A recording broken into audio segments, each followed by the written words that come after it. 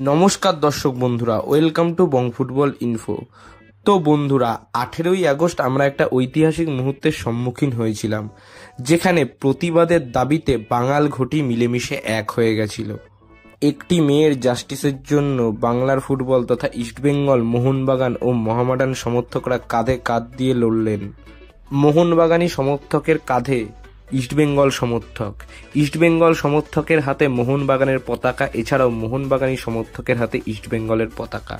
এই দৃশ্য কলকাতা ভবিষ্যতে আর কোনোদিন দেখবে কিনা জানি না, তবে এই মেয়েটির জাস্টিস যতদিন না পাওয়া হচ্ছে ততদিন কিন্তু আমাদের লড়াই অব্যাহত রাখতে হবে। তো বন্ধুরা, এবার ভিডিওর মেন টপিকে চলে আসি। তো বন্ধুরা, 21 তারিখ ইস্টবেঙ্গল লাজংয়ে শিলং লাজংয়ের বিরুদ্ধে নামতে চলেছে ডুরান্ড কাপের কোয়ার্টার ফাইনালে। এই শিলং লাজংয়ের বিরুদ্ধে 2019 সালে ইস্টবেঙ্গল লাস্ট মুখোমুখি হয়েছিল এবং সেখানে ইস্টবেঙ্গল শিলং লাজংকে 5-0 গোলে হারিয়ে দিয়েছিল। সেটা ছিল অ্যালেজান্দ্রো মেনেন্ডেস গার্সিয়ার সেই সময়, এবং তখন ইস্টবেঙ্গলের নয়নের মণি ছিল জবি জাস্টিন। তবে এই সিজনে কিন্তু ইস্টবেঙ্গলের অনেকেই নয়নের মণি হিসাবে রয়েছে, যেমন ডেমিট্রিয়স ডায়মান্টাকস, ক্লেটন সিলভা, বিশেষ করে মাধি তালাল। তো কে হতে পারে এই ম্যাচের হিরো, সেই বিষয়বস্তু নিয়ে এই ভিডিওতে আমরা এখন কথা বলবো।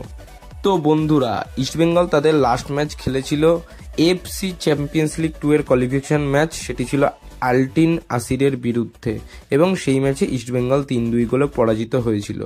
এই ম্যাচে আমরা দেখতে পেয়েছিলাম ডিফেন্সে অনেক ল্যাক ছিল, এছাড়াও হিজাজি মাহেরের একটু চোট ছিল। যেহেতু কোয়ার্টার ফাইনালের আগে ইস্টবেঙ্গল অনেকটা টাইম পেয়ে গেল, আশা করব হিজাজি মাহের চোট থেকে মুক্ত হয়ে গেছে।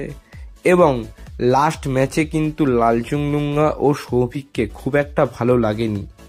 এবার এই ম্যাচে ইস্টবেঙ্গল লালচুংলুঙ্গার পরিবর্তে কি আনোয়ার আলীকে স্টার্ট করাতে পারে?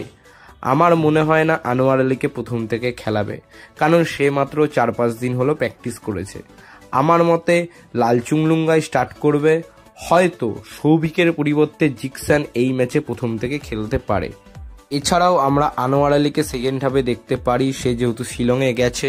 তবে ইস্টবেঙ্গল যদি আনোয়ার আলীকে ডুরান্ডের জন্য রেজিস্টার করায়, তাহলেই কিন্তু আমরা আনোয়ার আলীকে দেখতে পাবো। এছাড়াও এই ম্যাচে আমি আরেকটা প্লেয়ারকে দেখতে চাইবো, সে যেন ভালো ফর্মে ফেরে, সে হচ্ছে নাওরেম মহেশ সিং। কারণ এই সিজনের শুরু থেকে নাওরেম মহেশ সিংকে একটু অফ কালার লাগছে, সে কিন্তু এখনো নিজের চেনা ছন্দে ফিরতে পারেনি। তাই আশা করব এই লাজংয়ের ম্যাচের মাধ্যমেই নাওরেম মহেশকে আমরা তার পুরনো ফর্মে ফিরে পাবো। এছাড়াও আমরা হয়তো শুরু থেকে ডেভিড ও নান্দাকে দেখতে পাবো, সেকেন্ড হাফে আমরা হয়তো ডায়মান্টাকস বা ক্লেটনকে দেখতে পারি।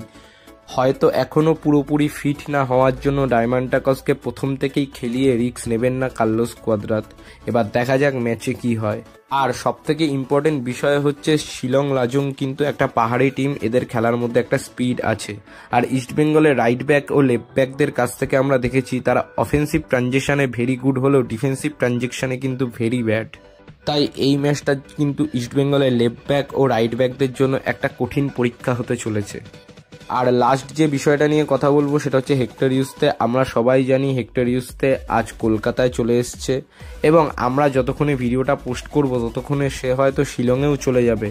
কিন্তু আগামীকালের ম্যাচে আমরা হয়তো তাকে নাও দেখতে পারি, কারণ সবে সবে গিয়ে একটাও প্র্যাকটিস সেশন না পেয়ে মাঠে নামাটা একটু রিস্কি হয়ে যায়, কারণ এতে চোটের সম্ভাবনাও কিন্তু প্রবলভাবে থাকে। আর হয়তো 20 থেকে 25 দিন পর আইএসএল শুরু, তাই আমরা কেউই চাইবো না যেই প্লেয়ারটা একটা প্র্যাকটিস সেশন করেনি সেই প্লেয়ারটা নেমে পড়ুক। কারণ একটা প্লেয়ারকে 2-3টে প্র্যাকটিস সেশনের পর নামালেই সেই প্লেয়ারটা কিন্তু ভালো মতো খেলতে পারে। আর যেহেতু আর কদিন পরে আইএসএল শুরু, সেহেতু আমারও মনে হয় কার্লোস কোয়াদ্রাতের উচিত বেশি রিস্ক না নেওয়া। সবশেষে একটা কথাই বলবো, ইস্টবেঙ্গল কোয়ার্টার ফাইনালে লাজংকে হারাক এবং সেমিফাইনালে পৌঁছে যাক। আমরা ইস্টবেঙ্গল ও মোহনবাগানের ডার্বি ম্যাচ আগেরবারের মতো ফাইনালে দেখতে চাই। তো বন্ধুরা, এই বলেই আজকের ভিডিওটা শেষ করছি। ভিডিওটা ভালো লাগলে লাইক করে দাও, শেয়ার করে দাও, আর কালকের ম্যাচে ইস্টবেঙ্গলের লাইন আপ কী হতে পারে সেটা কমেন্ট করে জানাও। আর সবশেষে একটা কথাই বলবো, দেশ ও বিদেশের ফুটবলের নানা রকম আপডেট ও অ্যানালাইসিস পাওয়ার জন্য আমাদের চ্যানেলটা সাবস্ক্রাইব করে বেল আইকনটা প্রেস করে দাও। তো আজকের মতো টাটা, বাই।